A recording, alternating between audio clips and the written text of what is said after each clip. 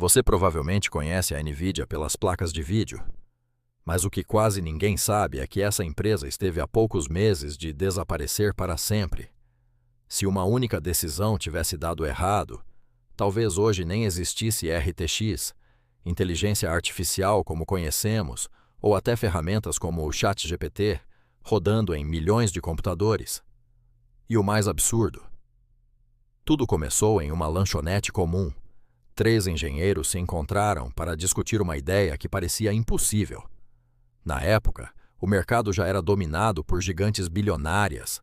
Eles não tinham dinheiro, não tinham fábrica, não tinham clientes, mas tinham uma aposta que mudaria toda a indústria da tecnologia. Essa é a história da Nvidia. E no final você vai entender por que praticamente toda empresa de inteligência artificial depende dela hoje. Em 1993, Jensen Huang, Chris Malachowski e Curtis Priem decidiram criar uma empresa completamente diferente. Eles acreditavam que o futuro da computação seria baseado em processamento paralelo. Naquela época, poucas pessoas entendiam o que isso significava. A maioria das empresas estava preocupada apenas em fabricar processadores mais rápidos. Eles enxergavam algo diferente. Em vez de fazer um chip extremamente poderoso, por que não construir centenas de pequenos processadores trabalhando ao mesmo tempo? Era uma ideia extremamente arriscada, e quase ninguém acreditou nela. Nos primeiros meses, a empresa funcionava praticamente sem recursos. Cada centavo precisava ser usado com cuidado. Os fundadores trabalhavam praticamente sem descanso, mas o maior problema ainda estava por vir. O primeiro grande produto da Nvidia foi um fracasso. As vendas ficaram muito abaixo do esperado. O dinheiro começou a acabar rapidamente. A empresa chegou ao ponto de ter caixa para poucos meses. Muitos funcionários acreditavam que aquele seria o fim. Enquanto isso, concorrentes enormes investiam milhões de dólares. Parecia impossível competir. Foi então que Jensen Huang tomou uma decisão que poderia destruir tudo, ou transformar uma pequena empresa em uma gigante mundial. Aliás, se você gosta de conhecer a história por trás das maiores empresas de tecnologia, já deixa o like porque esse tipo de vídeo demora horas para pesquisar e montar. E agora a parte mais impressionante dessa história começa. Jensen percebeu que insistir no mesmo caminho significava falir. Então ele fez algo que poucas empresas têm coragem de fazer. Mudou completamente a direção da Nvidia. Em vez de tentar competir em todos os mercados, a empresa decidiu focar exclusivamente em criar a melhor placa gráfica possível. Era literalmente uma última tentativa. Se desse errado, a Nvidia provavelmente desapareceria. Foi nesse momento que nasceu uma ideia que mudaria os games para sempre. Foi então que, em 1999, a Nvidia lançou a GeForce 256.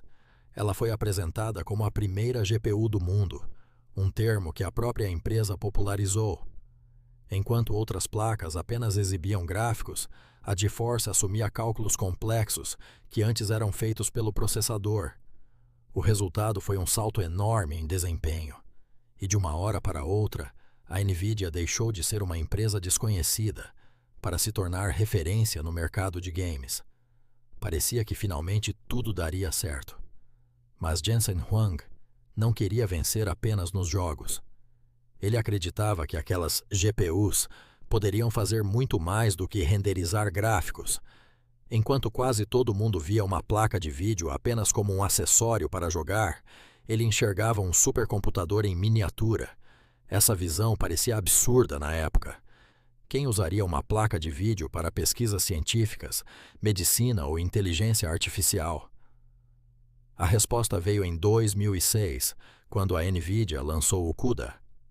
Essa plataforma permitia que pesquisadores e desenvolvedores usassem as GPUs para resolver problemas extremamente complexos em muito menos tempo do que os processadores tradicionais.